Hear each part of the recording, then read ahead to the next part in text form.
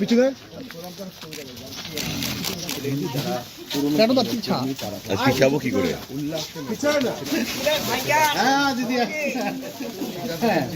সবাই সবাই সামনে যায় না,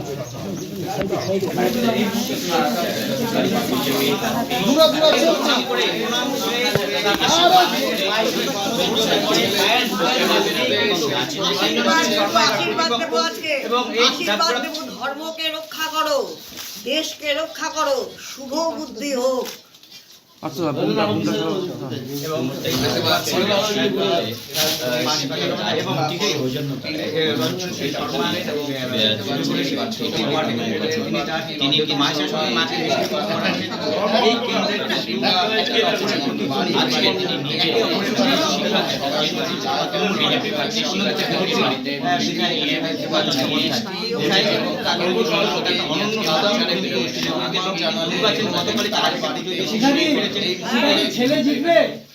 শুনুন, এটা ধর্ম অধর্মের লড়াই, ধর্মের লড়াই, দেশ রক্ষার লড়াই।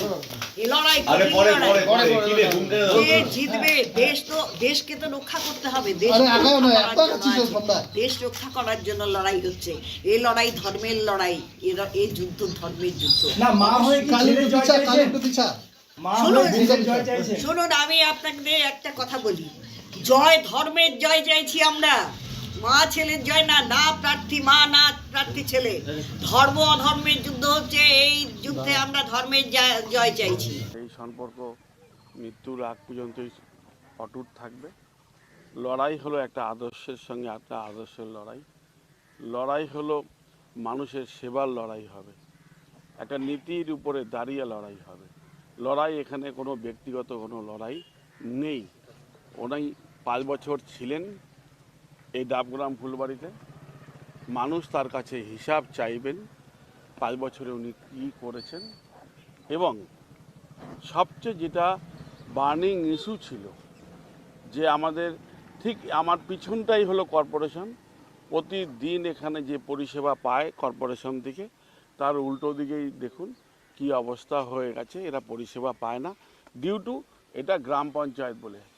1 পয়েন্ট দ্য মোস্ট প্রায়োরিটি আছে এই ইস্যুকে, যে আমরা জয়লাভ করবই এবং অতি সত্বর এটাকে আলাদা একটা পৌরসভা গঠন করবই করব।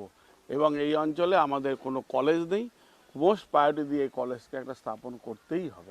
ধর্ম আর অধর্মের লড়াইয়ের কথা তিনি বলছেন, উনি ওনার বক্তব্য বলেছেন, মানুষ তার ওনার বক্তব্য শুনবেন নিশ্চিতভাবে। আমি ওনার লড়াইয়ের কোন পলিসি বা উনি কোন ভাবনার থেকে লড়াই করছেন সেটা আমার কাছে কোনো জানার বিষয় না। আমার একটাই মন্তব্য, মমতা বন্দ্যোপাধ্যায় আদর্শের উপরে দাঁড়িয়ে একটা ধর্ম নিরপেক্ষ দেশে সমস্ত জাতি ধর্ম সমস্ত মানুষকে নিয়ে চলার যে নীতি মমতা বন্দ্যোপাধ্যায় দিয়েছেন এবং ওনার 2011 থেকে আজ অবধি উনি যেভাবে গরিব মানুষের কল্যাণে যেভাবে কাজ করে যাচ্ছেন তার উপরে দাঁড়িয়েই এই লড়াই হবে, এই কথাই মানুষকে বলবো। থেকে কি সম্পর্কে কোনো রকম ছেদ পড়বে? মানে এই লড়াই, রাজনৈতিক লড়াই তো শুরু হয়ে গেল। আমাদের এই সম্পর্ক এত ঠুনকো না, এত আবেগের উপরে দাঁড়িয়ে নেই, এই অনেক সুদৃঢ় সম্পর্ক। আমরা দেখি যে বিভিন্ন জায়গায় মানুষকে একে অপরকে যে ব্যক্তিগত আক্রমণ করে, রাজনীতির বাইরে গিয়ে ঊর্ধ্বে উঠে। আমি কোনোদিনই ব্যক্তিগত আক্রমণের পক্ষপাতিত্ব ছিলাম না। আমার বক্তব্য যে আদর্শের উপর, কাজের উপরে, দীর্ঘ রাজনৈতিক জীবনে সমাজ সেবার মধ্যে দিয়ে চলে এসেছি এখানে, মানুষের সেবার মধ্যে দিয়ে, এবং আমি কঠিন পরিশ্রম করে এসেছি এখানে। আমি 24 ঘন্টার মধ্যে 18 ঘন্টা পরিশ্রম করি মানুষের কাজের জন্য। তাই মানুষ এটা উপলব্ধি করেছে, উপলব্ধি করেই মানুষ সিদ্ধান্ত নেওয়ার জন্য অপেক্ষা করছেন।